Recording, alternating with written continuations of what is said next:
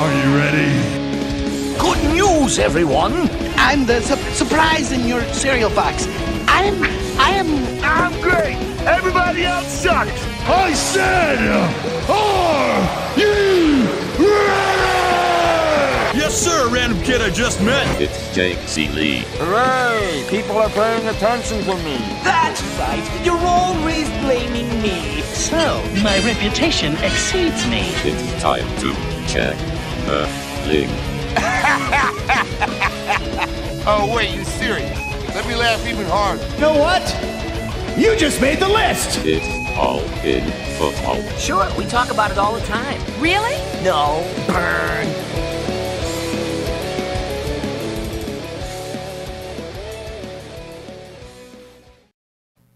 What is up, you dogs? It's all in football. Smile through the pain. It is week 5 recap and breakdown. There's so much misery over this weekend, Chris. And not even talking about those pork chop sandwiches Mets that I don't want to talk about. It is all football. I'm losing to a team in my Superflex Home League, Chris, who started Billy Zappi and Khalil Herbert. That's how bad week 5 went for me. Week 5 is bad for you. There's a lot of terribleness out there in week 5. Yeah, I had a matchup last night. I was doing a hockey draft and I was watching the Bengals game in the background and I was up, I think like 45 points. Hockey, big season starts tomorrow. 45 points I was up and I had T. Higgins and I think like the person I was going up against had Burrow and Tucker and doesn't even matter. Like a third player in that game last night, maybe Andrews, and ended up losing by half a point. And then I was watching, like doing the draft. I'm looking, I'm like, where's Higgins? What's going on? I didn't hear anything about T. Higgins all week. And I'm looking into it a little bit more this morning. This is just the Bengals' way of saying, listen, Baltimore, like, yeah, Higgins is going to be active. You got to prepare for him, game plan for him. But I don't know if this is like on the beat reporters out there, but I would have liked to hear some news that Higgins was going to be on a pitch count or not play at all, because that was the most frustrating thing, I think, of the weekend for me.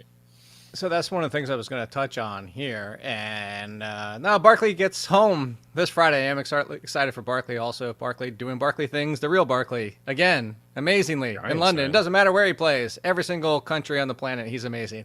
But the Barkley dog comes home from training on Friday. I'm excited. The T. Higgins thing rolls into Amon-Ra St. Brown, rolls into Chris Godwin, who was getting all the work, and then the pitch count hit in the second half when they were kind of rolling. Yeah. We got the reports of that during the game. We got the Khalil Herbert versus David Montgomery. David Montgomery came back and immediately got his workload back, even though he was questionable all the way up to game time. And Khalil Herbert just went ham in his replacing him. So with all these situations, Chris, I kind of just treat them the same because we're never going to get the full story. We're never going to have all the information. You just have to play the hand that you're dealt, so to use that cliche phrase. But, like, you know the possibility that is a zero. I mean, we have the Julio Jones from years past where it's like, oh, he's out there as a decoy, and he runs 20 plays, and that's it, and doesn't even get a target, maybe one. On the flip side, like the Khalil Herbert, David Montgomery thing, I even tweeted that out yesterday morning. Say, look, I have Khalil Herbert barely in front of David Montgomery. I had neither of them inside my top 25 running backs because this is what you could potentially face. I didn't think it was going to be that big of a split.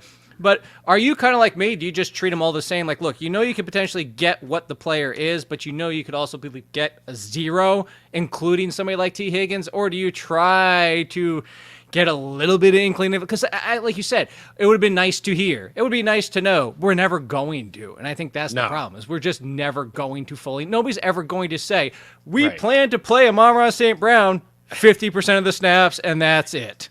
And I don't blame coaches for talking about that, right? Like Tyreek Hill popped up midweek with a hamstring, and Mike McDaniel says that he's hopeful he's going to play, and that's all that Robert Saleh is going to get. And I get that. Like they don't want to. And then he was fine until he got stepped on. And he was fine. He was fine, and then he spotted with a walking boot, and apparently, he got stepped on towards the end of that game. But yeah, I think it's always tougher, I believe, with running backs. You just don't know if they're going to handle their full workload. But I guess like if this happens to Montgomery again, we know it's a different coaching staff too. Like, and Herbert has shown us nothing but greatness in the games that Montgomery has missed. So that was a tough one. I was with you. I had them ranked side by side. I had a lot of Montgomery questions. Montgomery, Chase Edmonds, Montgomery this like. And I said to shoot for upside in those scenarios where like Chase Edmonds wasn't really touching the field. So JSM is dead. It's a risk either way. Yeah, he's done. There's a risk either way. You hear the term "start your studs" all the time. I like nothing was really going to tell me not to play Higgins, but we just didn't know. It is kind of a bit of a guessing game. Where the running back situation, I would have probably, if I had the choice between the two, I probably would have just rolled with the upside of Montgomery. But I was pretty surprised that it was like basically all Montgomery in that game. Because the reports were questionable all the way up to the game time. Like he was a game time decision, and we had to wait for the inactives to see that he was active. So. Speaking of like running backs, there's another week of them, another week of injuries. The biggest one is not making jokes because I feel bad for the player. Like Me too, we've done this every single year, so I know the jokes are out there and people are going to still keep making jokes. But Rashaad Penny is possibly done for the year. Yeah. Looks like surgery. Can't stay healthy. This one's kind of more of a freak injury. It wasn't a tissue thing. It wasn't anything like that. It does suck, and yes, he keeps getting hurt. But Ken Walker steps in, but we know that they like to use a pass catcher with Ken Walker because of Ken Walker's lack of ability. I mean, it's not he's trash, but he's not Damian Harris, but he's only this bunch above Damian Harris, if that. He might be Damian Harris. So DJ Dallas is going to be involved. But this offense has looked great recently, unlike what we thought at the beginning of this season. I know, where it's like, holy crap, maybe Geno's better than Russ at this point. No, just that joke aside, Ken Walker shouldn't have been out there if you're in a standard 12-team, 6-man type of bench, 5-man type of bench league. He should have been stashed for this very reason. But if he's not out there, is this drop the bucket, Chris? This 100% of your fab, whatever's left, the first waiver priority. Like, there is no reason you shouldn't go, quote-unquote, all in for Ken Walker, right? Yeah. And before we sit here and we pat ourselves on the back for all this stuff, it is something that we've addressed on this show and on Mean Streets as well. It's last week, 2 running backs inside the top 10 of the most dropped in Yahoo. Michael Carter, what happened yesterday? I mean, he's still a factor, right? Breece Hall looks fantastic, but he's still a factor. We talked about the next man up. And then Ken Walker was another guy as well, dropped. Because Penny's looked really good, and Walker hasn't been touching the field. But you always reference in your articles, I try to reference as well, is that it's so important to have running back depth. You just don't know when an injury is going to happen. Unfortunately, it's a grueling sport, especially for running backs. Next man up, and we're looking at Ken Walker. I don't want to say that he's a league winner, but if there's no Penny the rest of the way, this guy is going to be a rock-solid RB2, whether you believe in the offense or not. You said it, man. Geno is targeting his guys, DK and Lockett. These guys are getting targets way more than I thought that they would. Geno has looked great. He's aggressive. He's throwing the ball down the field. He can tuck and run. This offense is not as bad, and the defense is awful. It's horrible. So it's going to force them to continue to push the pace. I think Walker can still fall into a few targets, right? We're seeing Dameon Pierce get a few targets, even though Rex Burke hits on the field in third down situations. So it's possible, but it doesn't really matter, right? It's goal line work. It's first and second down reps on a team that's putting 20, 25 points on the board week in and week out. So, if you need a running back, I'll give you a perfect example. You got to go get him.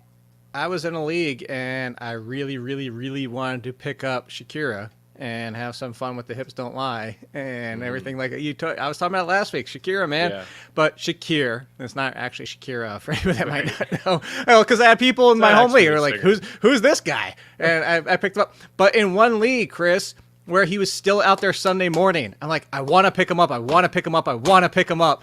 And my 2 options to drop on my bench were Jalen Warren and Ken Walker, and I didn't pick them up because I knew the value of those. Exactly. Maybe the Warren one, but what if we're going to talk about Najee Harris here in a second? Like, this is why, and that's why I didn't pick up Shakir, and I'm mad I don't have Shakir.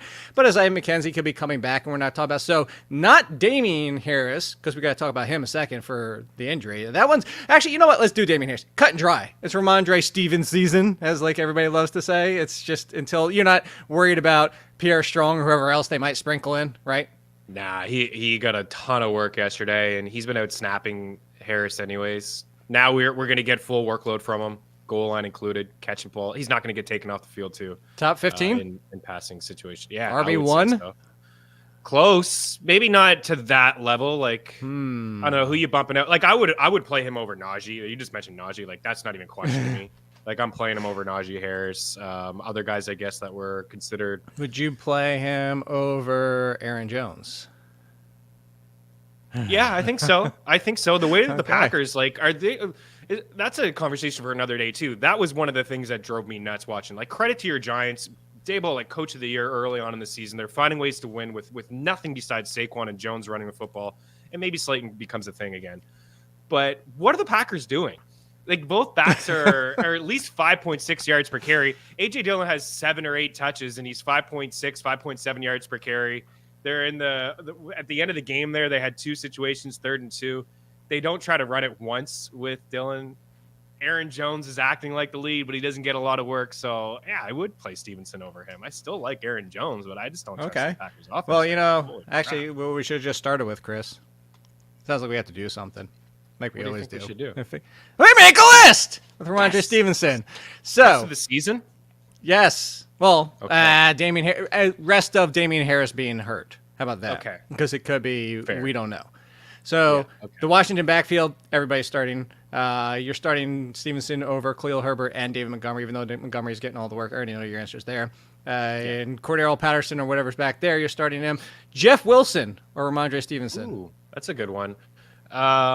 I would probably lean with Stevenson. I think there's, I know both teams really want to run just there. Because, but like yesterday, Wilson Wilson got his, and then they were in control. So they just gave Tevin. By the way, Tevin Coleman's not a threat. Calm down, everybody. So, but that was weird, though, right? Tevin Coleman just showing up with a couple touchdowns. Like I was just sitting on my couch, like, what year is this? Back with Tevin Coleman again. My goodness. Okay, so you're not starting him. I know your answer for Nick Chubb is 1. So we Breece Hall or Rhamondre Stevenson. So I have both of these guys on my roster, and I'm gonna have to make that decision. Oh my goodness. Decision? I'm gonna make that decision this week. Man, it's Canadian Thanksgiving. I haven't even cracked a bottle of wine yet, and I can't even speak yet. I would probably go with Stevenson. Just because what we saw yesterday, I goal line touches Michael Carter. Breece Hall looks awesome, moving him up the field, and then Carter gets in there a couple times. Zach Wilson kind of calling his own number. It's really close, but I would lean with. I don't think anybody's going to vulture any touchdowns away from Stevenson, so that's why I would lean him. Sidebar, real quick. There you go. That's Matt Rules. Waiting for that. Wait. Here's the problem. You turn to Ben McAdoo. Is this really an improvement? I was watching Matt Rule yesterday walk up and down the field, and he just looked like a guy he knew it was coming. The writing was on the wall. And I know they had no chance against the Niners, and the defense is fantastic, but the way that he was walking up and he was doing like you could just sense it. He was super nervous about every play was coming. A long time. This guy has given up all kinds of assets and things to try to make, get a quarterback in Carolina like patchwork. They have the very limited pick share to go forward and fix this situation. They look saddle in, as they would say, Panthers. It's going to be a while. All right, so wait, we got Nick Chubb, and that's it so far. You said Aaron Jones already, so we can skip past them. James Robinson, I know you're not taking because we're going to talk to him in a second. Talk about him in a second. Jonathan Taylor. Taylor. I mean, Taylor. The question's going to be out there. That's why I asked. It is. Yeah. So that's 2. He's healthy. Dalvin Cook over Stevenson. Cook. Your boy Okay. Saquon. Miami backfield. Well, you're skipping ahead here. Joe Mixon. Alvin Kamara. Yeah. Alvin Kamara got a $150 total yesterday. He looked great yesterday. Barkley. You're not starting Dobbins? Dobbins Stevenson? No, I would start Stevenson over Dobbins. Okay. Leonard Fournette. Ooh, rebound game for Fournette. I'd probably go Lenny there, like this higher upside in the offense. All right. CMC, yes. Would you start Stevenson over James Conner if healthy? I say yes either way. I would start Stevenson over Conner. Yeah. Okay. Ken Walker. Good one. How about that? Stevenson. I will go Stevenson because the passing game. Yeah. Exactly. Yeah. Okay. Devin Singletary, Stevenson. You're going. Clyde Edwards-Helaire, Stevenson. I might do Stevenson over those two. The answer, Stevenson's over Singletary. Yeah, over those two. James Cook's going to be like this garbage time machine this year because we're going to talk about him too. And he's both coming to get touchdowns. Both the Cowboys backs unless one of them goes down. Everybody in your Eagles backfield. Yeah. Melvin Gordon, Stevenson, yes. Yeah. Okay. Not Austin Eckler. RB1. DeAndre Swift if healthy. Or Stevenson? I would I would play Swift, but Jamal Williams is hanging around there too, right? Like, this is a threat for goal line work. But Derrick Henry, we're starting over him. Josh Jacobs or Stevenson? Oh, I would probably play Jacobs. Really? That's pretty close to me too. Yeah, I really feel like the Raiders learned something last week. We'll see what happens tonight. I want to see tonight. Give the guy the ball. Yeah. 2 weeks in a row? 2 weeks in a row. That's pending. Dameon Pierce. And they're going to be down in the game tonight. Dameon Pierce. All day. That guy's getting started in my lineup. Over Stevenson. Yeah. Okay. It's really close. Then one more to go because I saved this one for last. Najee Harris or Stevenson? Stevenson. Where'd you rank Najee? It had to have been late teens this week. So he's RB13. Stevenson is RB13. He just missed being an RB. Neither of us can talk. He just missed being an RB1. So, I have no idea what's going on. So just missed it. And I actually had Najee Harris as RB20. Yeah. Here's the question. Same. Here's the follow-up question. Is he even an RB2? That's the follow-up question. Well, one thing that we liked about him last year was getting all those targets. Now it's just been a game and a half here with Pickett, but he had 4 targets. He's not getting the Big Ben like, oh no, I see you, Claypool. Can't throw it to you. Here you go. Check down. Here you go. Check down. I don't know, man. Like, Najee is clearly the early quarter of the way bust. I don't really like the Steelers' schedule. Yeah, outside of health. I don't love the schedule moving forward, and I don't really care for this offense right now. So yeah, he's a low end RB2. Like, things change in a dime in football. Like, all those backs that you mentioned, I like them a lot more moving forward. Like, even Miles Sanders, like guys that were taking Miles Sanders, even Robinson. Robinson in a split backfield. I'd probably play Robinson over him. Follow-up question. If you could trade Najee Harris for Dameon Pierce, even Stevenson, Ken Walker, do you just get off Najee Harris right now? I'm doing it. I would do it. Yeah. Wow. I would bite the bullet, the cost, everything. And I really would. Especially, like, if we get any kind of news where Penny is done for the season, like, I would. The crazy thing is Najee Harris is supposed to be in the same conversation as Saquon Barkley. Both those offenses are still terrible. We talk about, like, the bottom 10 offenses. The Giants have 3 passing touchdowns in the season. 3. The Steelers only have 2, by the way. Yeah. They have 2 passing touchdowns. The Bears are the other team with the Giants who only have 3 passing touchdowns in the season. To give you an idea how terrible the Giants' offense has been outside of Saquon Barkley and pretty much the run game, but it's just Saquon Barkley. Saquon Barkley for MVP, by the way, right now. Because the only reason the Giants are 4-1 is Saquon Barkley. Pretty spectacular, man. Again, I actually would give credit to Daniel Jones in that game, just like when Saquon left and he was under the tent for a bit and they moved up the field without him, and it was pretty spectacular. Yeah, but what happened? Gary Brightwell scored. The run game. Gary Bright, I know. And we got a lot of that yesterday. That the was run kind of game. week 5. Daniel Bellinger had a rushing touch. Oh, here's a good one. Would you trade Najee Harris for J.K. Dobbins? Yeah, I probably would do that. Yeah. I think there's more upside in Dobbins in this offense. I think the Ravens are going to score more. They move the ball a little bit better on the ground. I thought we'd see something a little bit more from Dobbins yesterday, like maybe a catch or two, because he had the first couple of games he was catching. No, I don't even think he got a target yesterday. But I'm looking at Dobbins. I'm looking at Harris here, and like, how can we get excited about 10 for 23 and 15 for 49, 11 for 20? I mean, there's going to be so much growing pains in this offense too. Moving the football up the field, the offensive line is not great. If he's not going to catch 5 or 6 passes a game, and it's a lot to ask for, but it's something that he did last year. And if he's not going to do that, he's not an RB1. Not even close. Let me ask. Speaking of running backs, let me ask you this guy. I say yes. I said yes last week, and immediately this is what we faced. Antonio Gibson's done, and I don't mean done like. I mean, this entire backfield is done. I don't want to start Brian Robinson either. It was exactly what we expected, a full-blown committee, maybe because it's Brian Robinson's first game. And I was going to say first game back, but it's not back. It's first game of his NFL career. Maybe he takes a little bit of a lead where he's 50% and McKissick and Gibson are the other 50% for that committee. But even so, it's the Washington offense, which I'm not super excited about. If I could get Brian Robinson, everybody's excited that, look, he was in the lead. I'd immediately flip him if I could get RB2 value.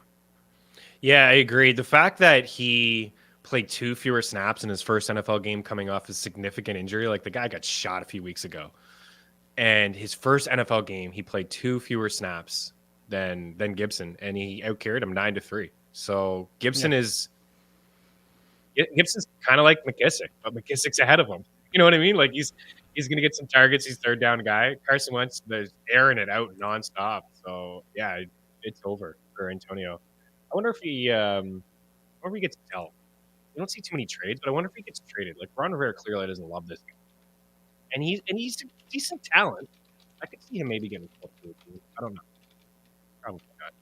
Maybe. By the way, it is actually not going to be. I don't know. It's going to be Wilkes who's taking control. But the offense is still going to run through McAdoo. Like, for Carolina, what can change? Nothing can really change. Like, yeah, DJ Moore was top 5 in air yards this week. Great. He was getting targeted down the field. He had a couple bad drops, but Baker, I don't know, man. Baker just can't move the ball consistently. He can't move the ball up and down the field. So what's going to change? You can try to change the offense all you want, but it's still the same personnel. Yeah. So still McAdoo. Still there's zero. There's zero hope. Even if it's PJ Walker, like, there's zero hope for this offense right now outside of Christian McCaffrey, right? Yeah. I like that DJ got targets, but I didn't start him anywhere that I own him. I had him ranked in like the late 30s, early 40s. Like, I was like, is this fair? But would you hold on to DJ Moore at this point?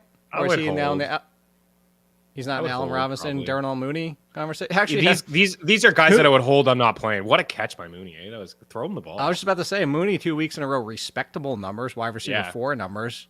Would you? It's your time to get out if you want. I would consider selling him. Oh, okay. Would you hold on to Moore over Mooney? Probably not. If I had a choice between the two, I'd probably keep Mooney. I'm not dropping any of those guys. The choice is the cyanide pill, by the way. Not. Yeah, if I was in 10-team leagues, these guys would be off my roster like a long time ago. Like Nico Collins, Alec Pierce. Like, these are guys I'd rather play.